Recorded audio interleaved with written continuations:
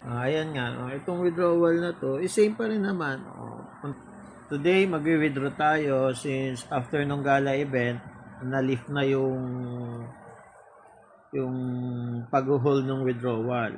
Naka-schedule na talaga dapat tong withdrawal ko. Yun nga lang, inabot ako nung gala event, hindi pa ako nakapag-withdraw. Kaya inantay ko na lang na matapos yung gala, nag-withdraw ko. So, same pa rin naman yung process. Punta tayo sa trade. Pagpunta natin sa trade, click natin yung transfer. Pagbalik na rin. Kasi yung mga pera natin sa trade, hindi natin yan pwedeng withdrawin. Naka-hold dyan sa kanila. So, ang dapat natin gawin, yung pera natin sa trade is ilipat natin sa exchange. Para natin malipat yun, click natin tong color blue na to.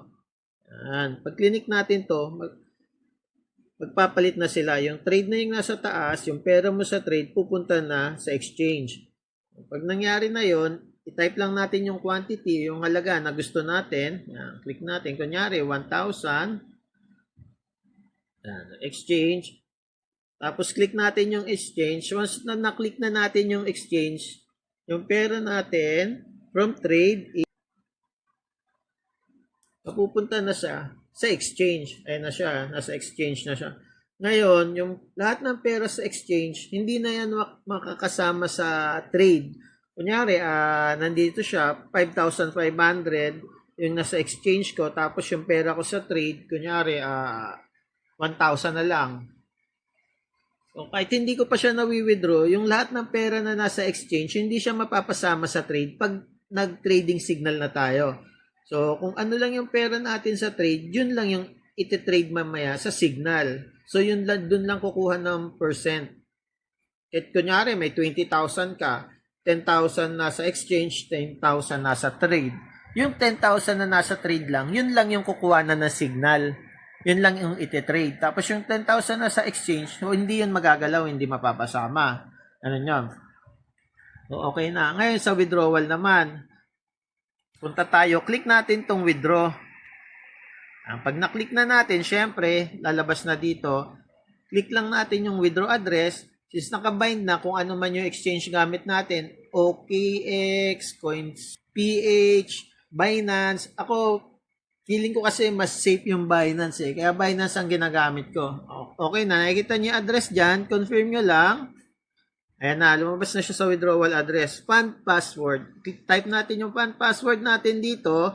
Kung magkano yung gusto nating withdrawin. Kunyari, 1,000. Or syempre, kung yung gusto natin, i-maximum na lang para mas madali. Kasi yung lahat ng pera natin sa exchange, kaya nga siya nandun. Kasi gusto natin withdrawin na yon. I-click na lang natin yung maximum. Once na na-click na natin yan, okay na, may mga lalabas na.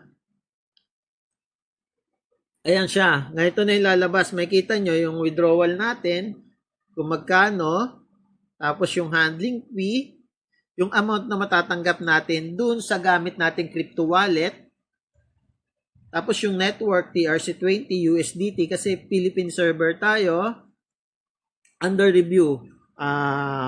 Under review, pag nakita na yung under review, ang next niyan is audited. Tapos ng audited, disburse naman yung lalabas.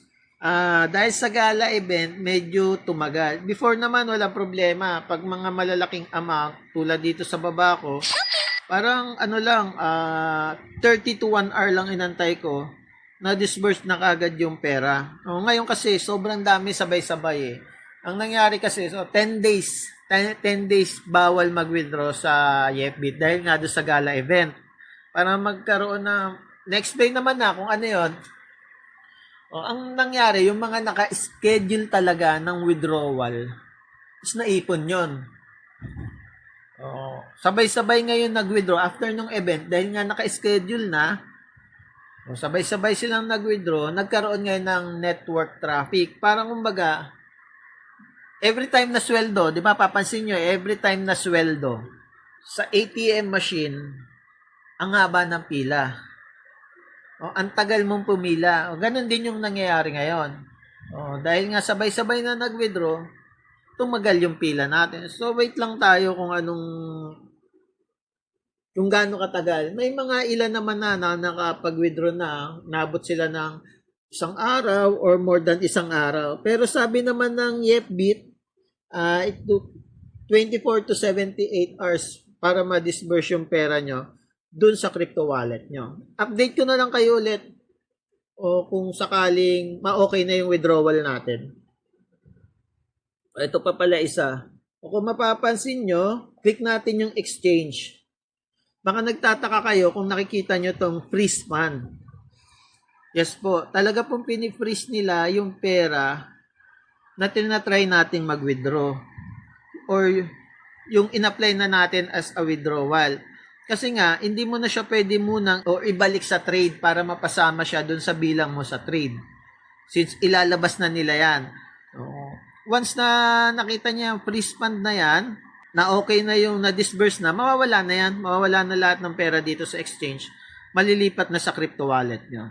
Yun lang. Update ko kayo kung anong mangyayari, kung gaano katagal yung withdrawal ko. So, ngayon wala pa namang 24 hours nung nag-apply ako. Oras pa lang. Guys, kung nagustuhan nyo tong video na to, paklik naman yung share, then subscribe, notification bell, para sa future na mga gagawin natin. Thank you!